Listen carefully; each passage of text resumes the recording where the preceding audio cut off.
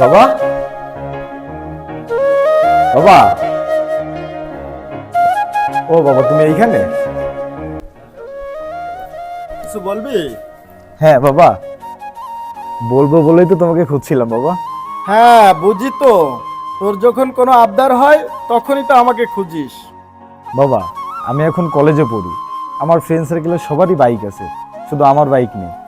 হ্যাঁ, আবদারের কথা বলতে না বলতে এত বড় একটা আবদার করে ফেললি। বাবা, আমি এত কিছু বুঝি না, শুধু তোমাকে বাইক কিনে দিবে। আচ্ছা যা, কয়েকদিনের ভিতর তুই বাইক পেয়ে যাবি, কিন্তু এত বড় আবদার আর করবি না, কারণ তোর বড় ভাইয়ের দিকে তো আমার খেয়াল রাখতে হয়। ঠিক আছে, মাথায় রেখো। তোদের মা মারা যাওয়ার পরে তোদের কোনো আবদারই আমি অপূরণ রাখিনি। আমার দিকটাও তোরা খেয়াল রাখিস। আচ্ছা বাবা, তুমি এইসব নিয়ে টেনশন করো না, আমি চলে যাই। আচ্ছা, যাও তাহলে।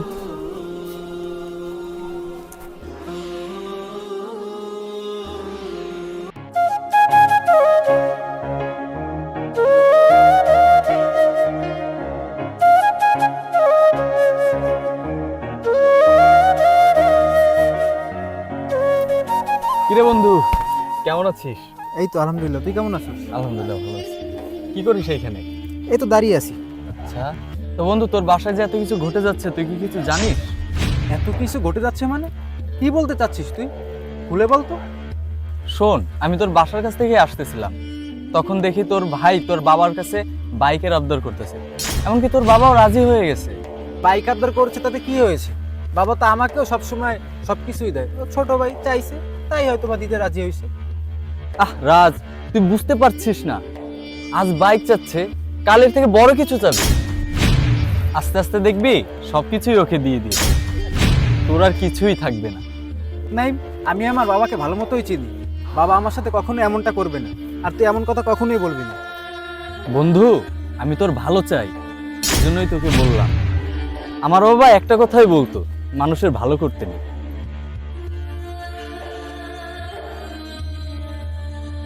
তুই যা বলেছিস কথাটা তো খেলার মতো না।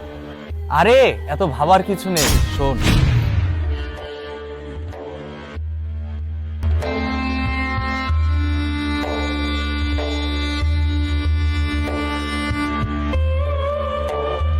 বুঝতে পেরেছিস? আচ্ছা নাই, থাক তাহলে, আমি এখন যাই। আর বিষয়টা মাথায় রাখিস কিন্তু।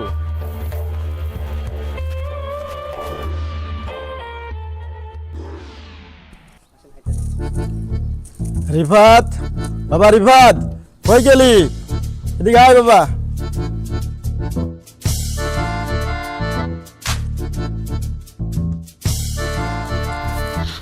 হ্যাঁ বাবা, ডাকছো কেন?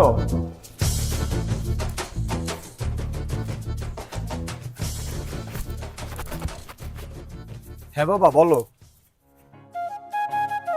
বাবা দেখ তো গাড়িটা পছন্দ হয় কিনা। হ্যাঁ, কিন্তু কার গাড়ি এটা? আরে সত্যি তোর পছন্দ হয়েছে কিনা তুই তাই বল। হ্যাঁ হয়েছে তো। এই নে চাবি ধর, চালিয়ে আয়। বাবা, তুমি সত্যি বলছো? সত্যি তো। বাবা, তুমি আমার সত্য হো বাবা। যা যা যা, চালিয়ে আয়, আমি তো দেখি। যা।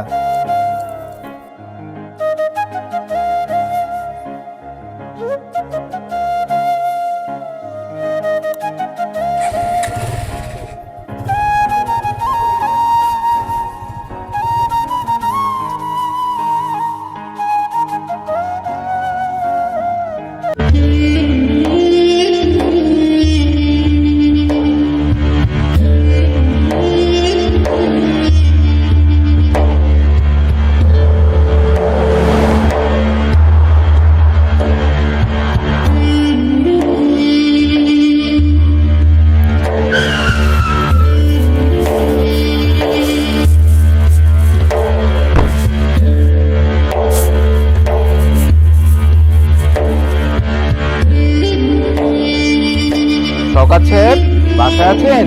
শওকত সাহেব। কে কে ডাকছে আমাকে? আসসালামু আলাইকুম। আপনাকে তো চিনলাম না ঠিক। আসলে আমি জসকোট থেকে এসেছি, আপনাদের একটা নোটিশ আছে। নোটিশ আছে? কিসের নোটিশ? শওকত সাহেব, আপনার যে বাড়িটা, এই বাড়িটা আপনার 1 সপ্তাহের ভিতর ছেড়ে দিতে হবে। উকিল সাহেব, আপনি এগুলো কি বলতেছেন? আমি তো কারো কাছে বাড়ি বিক্রি করিনি, তাহলে আমি কেন বাড়ি ছেড়ে দেবো? দেখুন, আপনার বড় ছেলে রাজ, ওর নামে এই বাড়িটির দলিল হয়েছে, এজন্য আপনাকে এই নোটিশটি আমি দিতে এসেছি।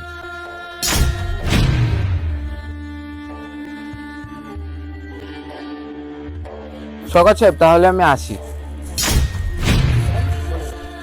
ও আর হ্যাঁ, 1 সপ্তাহের ভিতর কিন্তু আপনাকে বাড়িটা ছেড়ে দিতে হবে, না হলে আপনার বিরুদ্ধে আইনি ব্যবস্থা নেওয়া হবে।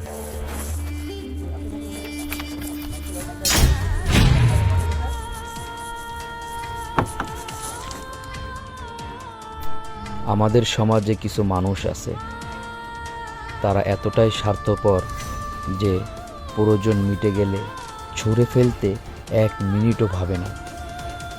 তারা শুধু নিজের স্বার্থটাই বোঝে, আর ওই মানুষের স্বভাব কোনো দিন পাল্টাবে না। তাদের যতই ভালোবাসা দাও, তারা স্বার্থপর থেকেই যাবে।